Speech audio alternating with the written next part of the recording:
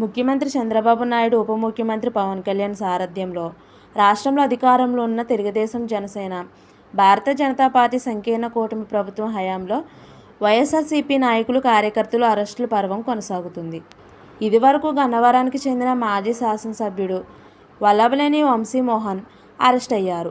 ఆ తర్వాత మాజీ మంత్రి కాకానేని గోవర్ధన్ రెడ్డి, చంద్రగిరి మాజీ ఎమ్మెల్యే చెవిరెడ్డి భాస్కర్ రెడ్డిని పోలీసులు అరెస్ట్ చేశారు.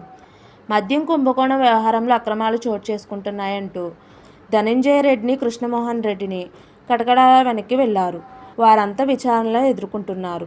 ఈ పరిస్థితి మధ్య వైఎస్ఆర్ కాంగ్రెస్ పార్టీకి చెందిన మరో సీనియర్ నాయకుడు, మాజీ ఎమ్మెల్యే కేతిరెడ్డి పెద్దిరెడ్డి అరెస్ట్ అయ్యారు. అనంతపురం జిల్లా తాడిపత్రి నివాసంలో కొద్దిసేపటి కిందటే ఆయనను పోలీసులు అదుపులోనికి తీసుకున్నారు. అనంతరం ఆయనను అనంతపురానికి తరలించారు. కేతిరెడ్డి పెద్దిరెడ్డికి జేసీ దివాకర్ రెడ్డి కుటుంబం మధ్య రాజకీయపరమైన గొడవలున్న విషయం తెలిసిందే.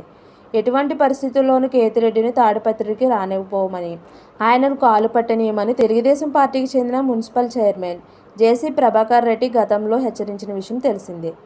దీనిపై తాను న్యాయస్థానాన్ని ఆశ్రయించానని, హైకోర్టు ఆదేశాల మేరకు తాడిపత్రిలోని తన నివాసానికి వచ్చానని కేతిరెడ్డి పెద్దిరెడ్డి వివరించారు. తాను ఇంటికి వచ్చిన కొద్దిసేపటికే పోలీసులు అదుపులోనికి తీసుకున్నారని తెలిపారు. తాడిపత్రిలో ఉండకూడదని పోలీసులు ఆంక్షలు పెట్టారని అన్నారు. ఏదో ఒక కారణంతో తాను సొంత నియోజకవర్గానికి దూరం చేస్తున్నారా అని కేతిరెడ్డి పెద్దిరెడ్డి విమర్శించారు. తాడిపత్రిలో తమకు ఉన్న ప్రజల మద్దతు చూసి చంద్రబాబు ప్రభుత్వం భయపడుతుందని ఆరోపించారు. సంవత్సరం కాలం తర్వాత తాడిపత్రికి వెళ్తే అక్కడ ఉండనివ్వలేదని చెప్పారు. టీడీపీ కూటమి ప్రభుత్వం తమపై రాజకీయ కక్ష సాధింపు చర్యలకు పాల్పడుతుందని కేతిరెడ్డి పెద్దిరెడ్డి ధ్వజమెత్తారు. ఇది ఎంతో కాలం సాగబోమని హెచ్చరించారు. అధికారంలోకి వచ్చిన సంవత్సరం కాలంలోనే టీడీపీ కూటమి ప్రభుత్వం ప్రజా మద్దతు కోల్పోయిందని, అరెస్టులకు పాల్పడుతూ డైవర్షన్ రాజకీయాలు చేస్తుందని మండిపడ్డారు.